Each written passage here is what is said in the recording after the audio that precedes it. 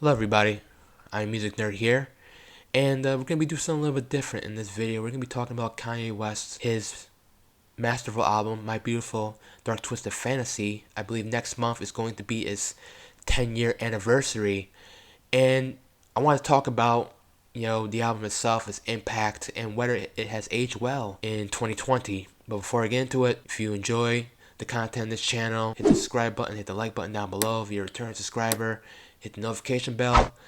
Tons of more content is coming on the way. Alright, so let's talk Kanye a little bit. This album came out 2010. I remember I was still in high school, and listening to it the first time, I was blown away. It came at a time where things were very turbulent in Kanye's life. A lot of shit was going on. A year prior to this album being released, the whole Taylor Swift VMA scandal was very prevalent, and he got huge public scrutiny for that. Even President Barack Obama at the time called him a jackass. And look, not gonna lie, Beyonce did have the best music video in the media, and Kanye West was kind of seen as the villain. So he got a lot of flack for that. I know people look at Airways and Heartbreak, and we know the influence it has had in hip hop over the past decade, but you gotta remember at the time it only received lukewarm reception. But it has grown on me considerably, but a lot of Kanye fans thought that he was losing it. What the hell is this R&B auto-tune shit, And although it was successful in the charts, a lot of Kanye fans were like, yo, is this guy done? Can he rebound from this? And also you gotta remember, in his personal life, he got through a terrible breakup with Amber Rose, and a couple years prior to that, he lost his mother. And so, yeah, he rebounded to Hawaii, and there was a lot of pressure for Kanye to deliver, and he fucking delivered with this album. And, he said himself that he wanted to win over the public. I think that his impact on music throughout the decade has been its willingness to be ambitious.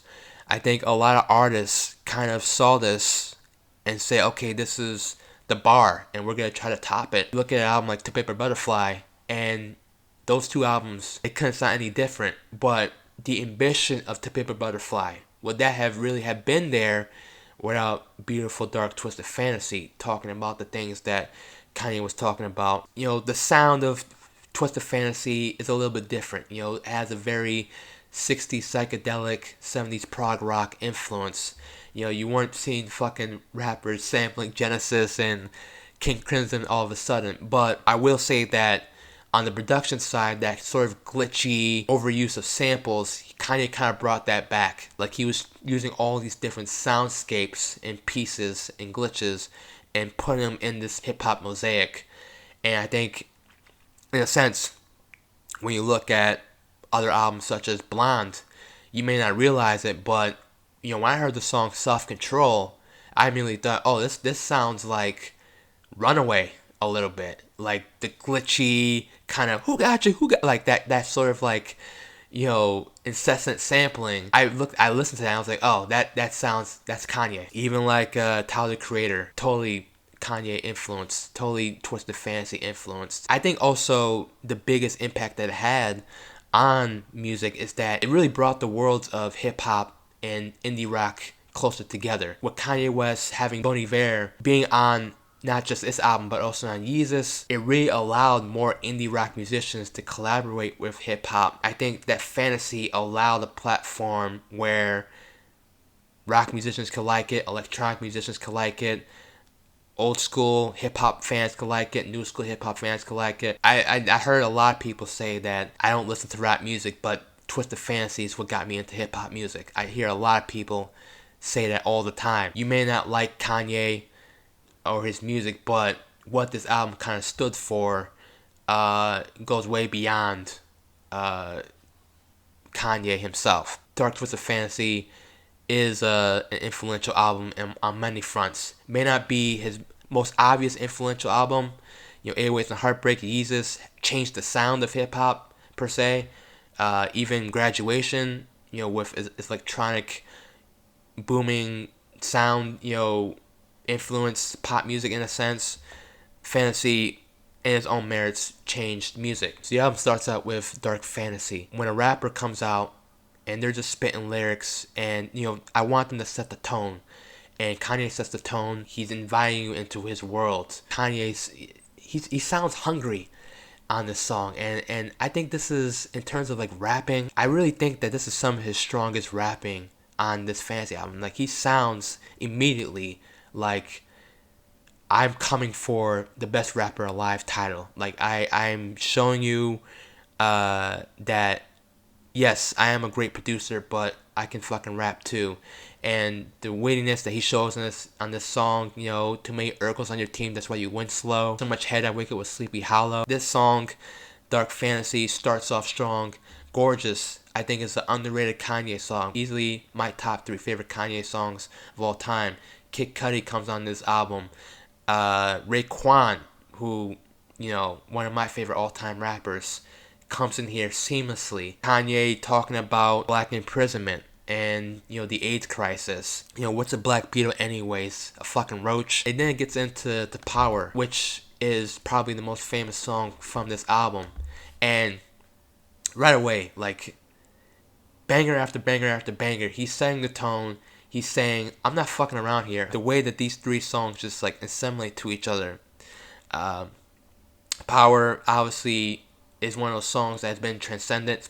It's one of his most popular songs, and it's a banger. It hits hard like it did back in 2010. Now, obviously, another thing I have to talk about is that a lot of these songs were previewed on his Good Fridays thing, but even when I heard it on the Good Fridays thing that he was doing, it fits so well into what this album is talking about. Can one man have too much power? And Kanye trying to destroy his ego. Then it goes into All the Lights, the interlude, and then the actual song. Plays into the grandiosity of this album, in a sense. A lot of features, some of them that we don't even recognize. It took me years before I knew that Elton John was on this song, but the way that Kanye, he uses these voices, uses them as instruments. And we'll put a little bit John Legend here, we'll put a little bit Rihanna here, we'll just give a little bit of Elton John over here, and then some Kid Cudi over here. Like, he uses these singers as instruments. This is his orchestral piece. Song All the Lights, talking about issues in the black community, and the song has become a very popular song with marching bands, especially in HBCUs. So yes, it has, aged well. Obviously, it's become one of Kanye's most enduring songs, like Power, where it has become, in a sense, like Seven Nation Army. You hear all the time in sports games. And then it goes into Monster, which, to be honest, one of my least favorite songs in the album. Rick Ross doesn't really spit a verse here. Kanye coming here, one of my favorite Kanye lines, put the pussy in sarcophagus. Like, just these bombastic Kanye lyrics that he's been prone to use. Although it kind of plays on the horror themes, it really is, in a sense, him looking at himself. Has he become a monster? Relating to the power that he's had. Is he a villain? Is he a hero? All that stuff. Even Jay-Z says later on in the album, quoting The Dark Knight, live long to be a villain or die a hero.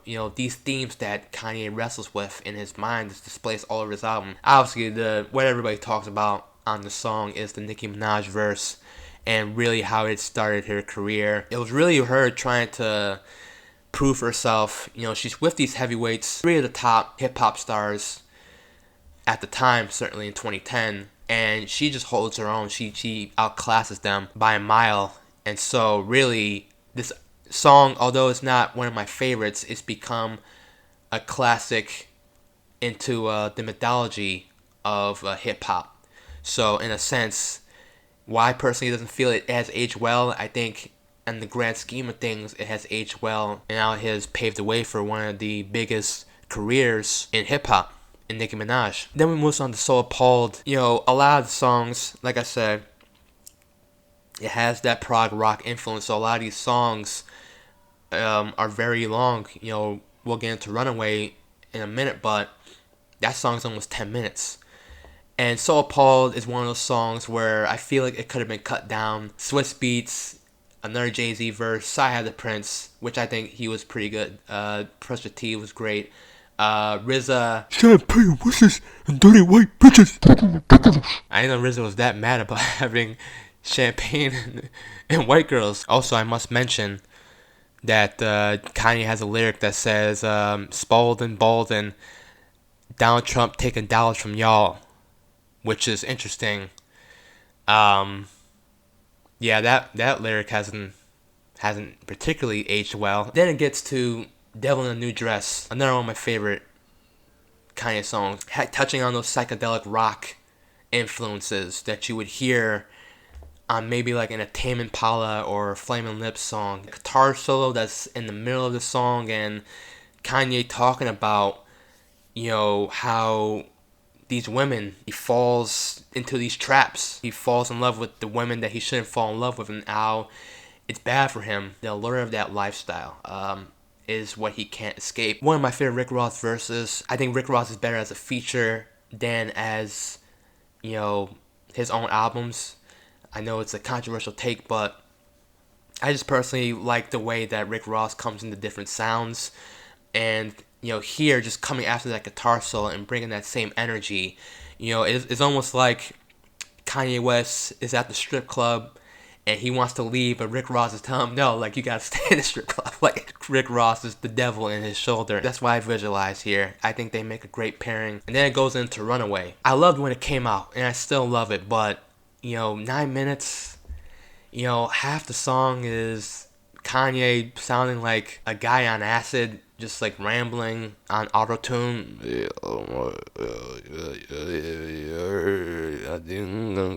like repeating the chorus, and it's like, and it goes on and on and on and on. It's like, all right, Kanye, we get the point.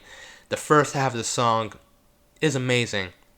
Pusha T, like I said before, this was really the first time that Pusha T, he got that exposure as a solo artist, and of course he has become one of my favorite rappers of all time. Pusha T, what he would accomplish in this decade, it started with this song here. This was a recurring theme that he would touch on in his later music, sort of self-aggrandizing of who he is, being self-aware, ironic. It's become one of his most enduring songs. Obviously, the chorus, toast to the douchebags, toast to the assholes. I just think this song is just too fucking long.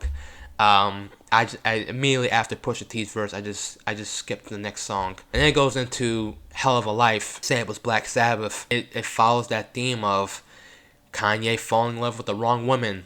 The first thing he says, I think I fell in love with a porn star. Now, a lot of people have said that this was Kanye admitting that he was seeing Kim Kardashian for the first time. Him watching the Kim Kardashian sex tape. If that's true, God help us. Kanye, after losing in these relationships, he's going in a downward spiral.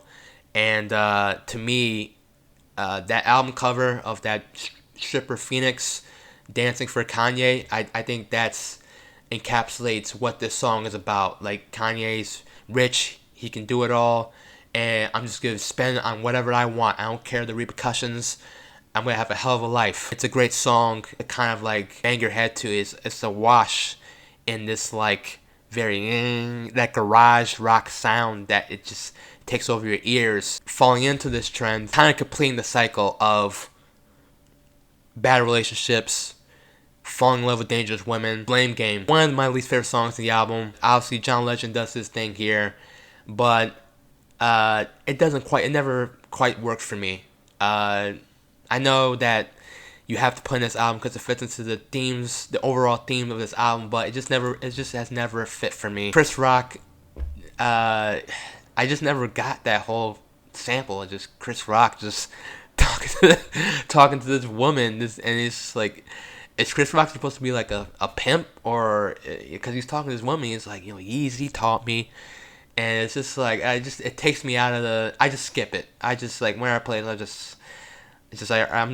me just go on to the next song. And then it goes into Lost in the World, and another Bon Iver feature. It kind of falls into that Chicago house that Kanye will later feature on prevalently on Yeezus. A majestic grandiose, bombastic song, one of my favorites, sampling the Gil Scott-Heron speech that would play into the, Who Will Survive in America, which would be the closing track. But this is like the last official song on this album, and it's a beautiful song. Kanye just talking about the two different sides, the coin. Like, you're my devil, you're my angel, you're my heaven, you're my hell. Like I said, the themes and the lyrics, when you listen to The Pimp a Butterfly, especially that song, I, and the song You, like Kendrick battling with himself, and Kanye touches on that thing here where he's battling with himself. Like, what do I want?